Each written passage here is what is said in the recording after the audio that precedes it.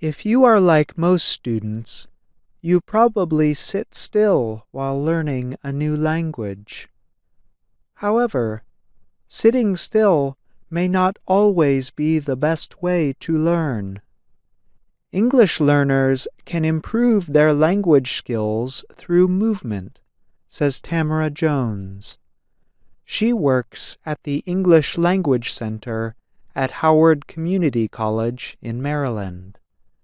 Jones notes that English learners can improve their pronunciation by studying with something really simple, a rubber band. So, what is the relationship between physical movement and the brain?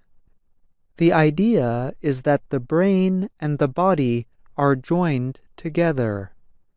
This means that one affects the other. Many people are familiar with the idea that the brain tells the body to move, and many people are familiar with the idea that repetition, repeating an action over and over again, helps your brain to remember. However, some research, such as a study by Morsella and Krauss, suggests that your body might help your brain to find memories. Specifically, movements we make with our body, such as hand gestures, may help us to remember and use the correct words. This idea is part of the reason why experts on learning strategies, which are ways to improve the learning process, suggest using movements.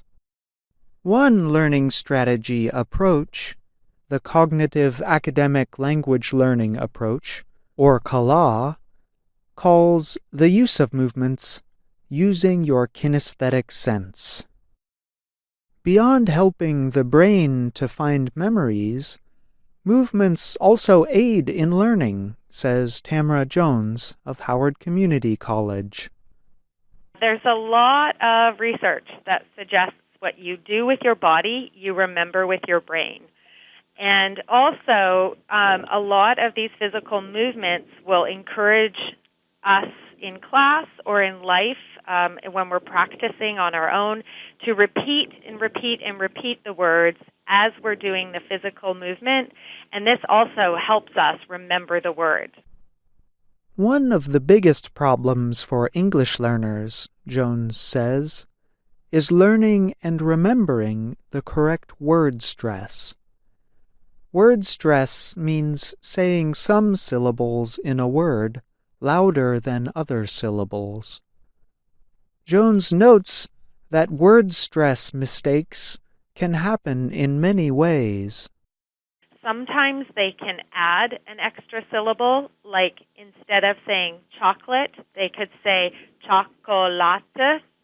Sometimes students cut syllables. So, for example, instead of saying tofu, they might say tof. And sometimes students stress the wrong syllable. So, for example, instead of saying coffee, students might say coffee. The problem, Jones says, is that English speakers remember words according to the stress pattern. If an English learner uses a different stress pattern, then a native speaker may have a hard time understanding. This is because the stress pattern that the English learner uses is different from the pattern that the native speaker remembers. One way English learners can solve this problem, Jones adds, is to study the stress pattern when they first learn a word. English learners can find many free online dictionaries that give pronunciation guidance. When you search for words, you will see the phonetic spelling next to the main word. So, if you wanted to learn the word telephone, you would go to the dictionary and look at the pronunciation guide that is next to the word. It looks like this. The phonetic spelling is listed between the word and the part of speech. The apostrophe sign at the front of the phonetic spelling shows that it is the part of the word that should be stressed. Jones says English learners should pronounce the stressed syllable longer and with higher tone or pitch. This action will make the vowel sounds clearer in the stressed syllable. At this point, movement comes in. One fun way, Jones says, to make sure that you are pronouncing the stressed syllable clearly and holding it longer is by using a rubber band. When students are learning new words, they can practice repeating these words and pulling on the rubber band on the stressed syllable. So, for example, for a word like telephone, the first syllable is the stressed syllable. So as I'm saying telephone, I will pull on the rubber band for tel and then reduce the other syllables, the phone, so I'm not saying them as clearly. Doing this exercise, Jones says, will not only help you remember how the word sounds, but also influence you to practice more. You should be careful about how you use physical movements when learning a new language. Choosing movements at random will probably not help you. However, if you use a specific movement, such as pulling a rubber band, for a specific purpose, such as improving your understanding of stressed syllables, you may have success. Remember, pulling a rubber band will not give you superhuman memory or enable you to pronounce every word perfectly.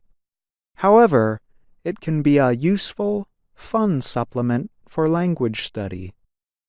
If you want to improve your pronunciation, try Jones's rubber band idea by following these 3 steps. Choose a dictionary that has pronunciation guidance.